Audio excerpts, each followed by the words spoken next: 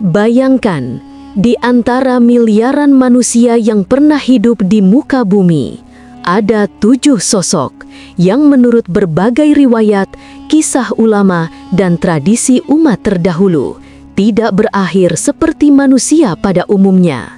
7 manusia yang tidak mati, tidak hilang, tidak terkubur, melainkan dipanjangkan umurnya, dibiarkan tetap hidup hingga menjelang hari kiamat tiba. Siapa mereka? Mengapa mereka tidak mengalami kematian seperti manusia lainnya? Dan yang paling misterius, di mana mereka sekarang? Inilah rahasia besar yang jarang diungkap. Inilah kisah 7 manusia yang dibiarkan hidup hingga hari kiamat. Bersiaplah, karena nomor 3 adalah sosok yang membuat banyak orang merinding. Assalamualaikum warahmatullahi wabarakatuh. Selamat datang di channel kami, Galur Urip. Terima kasih atas waktunya. Jangan lupa dukung channel kami dengan like, subscribe, komen, dan bagikan. Semoga kebaikan saudara semua dibalas oleh Allah Subhanahu wa Ta'ala dengan rezeki yang berlimpah. Salawat serta salam semoga selalu tercurah kepada junjungan kita, Nabi Muhammad Sallallahu Alaihi Wasallam. Semoga kita mendapat syafaatnya di hari akhir kelak. Amin ya Rabbal Alamin. Sebelum kita memasuki nama-nama besar ini, kita harus memahami sesuatu yang sangat penting. Dalam sejarah para nabi dan umat terdahulu, Allah memanjangkan umur sebagian manusia, entah karena tugas, karena hikmah, atau karena suatu perjanjian yang harus digenapi di akhir zaman. Dan umur panjang ini bukan hal mustahil. Nabi Nuh hidup lebih dari 900 tahun. Kaum Ad hidup dengan tubuh tinggi dan umur yang panjang. Para nabi bisa tetap hidup tanpa kita melihat jasad mereka. Jadi, ketika kita berbicara tentang manusia yang hidup hingga kiamat, ini bukanlah sesuatu yang bertentangan dengan kuasa Allah. Mereka adalah bagian dari skenario besar Allah terhadap perjalanan umat manusia, sampai dunia ini ditutup. Sosok pertama adalah yang paling dikenal, tetapi paling sering disalahpahami. Ia adalah Nabi Isa Al-Masih. Menurut Al-Quran dan hadis sahih, Nabi Isa tidak mati.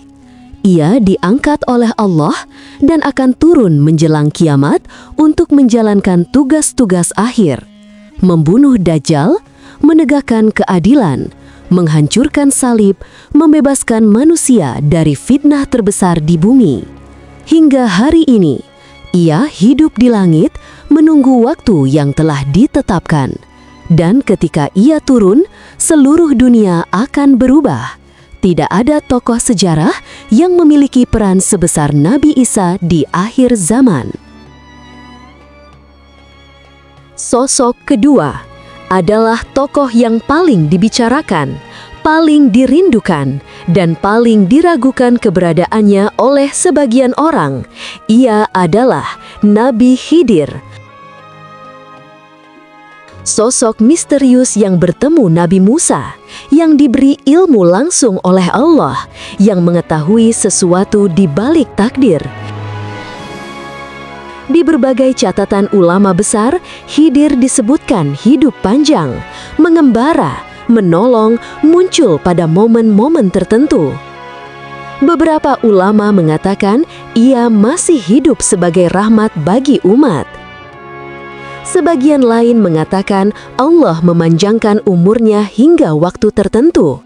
Yang jelas, nama Khidir adalah simbol dari ilmu, takdir, dan rahasia yang tersembunyi jauh di luar nalar manusia. Dan sekarang, kita tiba pada sosok ketiga, sosok yang membuat banyak orang merinding. Ia bukan nabi, bukan wali, bukan orang saleh. Ia adalah Dajjal. Sosok yang sudah hidup sejak zaman dulu, yang dipanjangkan umurnya, yang dirantai, yang saat ini sedang menunggu waktu untuk keluar. Rasulullah menyebut, tidak ada makhluk sejak Adam hingga kiamat yang lebih besar fitnahnya dari Dajjal. Apa artinya? Bahwa Dajjal sudah hidup, bahwa umurnya sudah sangat panjang, bahwa ia akan muncul ketika dunia dalam kekacauan besar. Dan ketika ia keluar, tidak ada benteng yang dapat menghalangi pengaruhnya, kecuali iman kepada Allah. Inilah sosok ketiga yang paling banyak membuat manusia ketakutan. Hidup tetapi tersembunyi, menunggu perintah untuk keluar. Sosok keempat, bukan satu, melainkan dua bangsa besar, Ya'juj dan Ma'juj. Mereka hidup, tetapi terkurung di balik dinding besar yang dibangun Dzulkarnain. Di masa depan, mereka akan menghancurkan apa saja yang ada di depan mereka. Mereka akan turun dari gunung-gunung tinggi seperti gelombang besar. Jumlah mereka lebih banyak dari seluruh manusia di muka bumi. Mereka adalah bagian dari skenario akhir zaman. Mereka hidup dan tidak akan mati sampai keluar di masa Nabi Isa. Sosok kelima, telah hidup sejak manusia pertama diciptakan. Dia adalah Iblis. Ketika Allah mengusirnya, Iblis meminta satu hal, agar ia diberi umur panjang sampai hari manusia dibangkitkan. Dan Allah mengizinkannya. Iblis hidup, menggoda, membisikkan, mengalir dalam darah manusia, dan akan terus melakukannya sampai hari kiamat terjadi.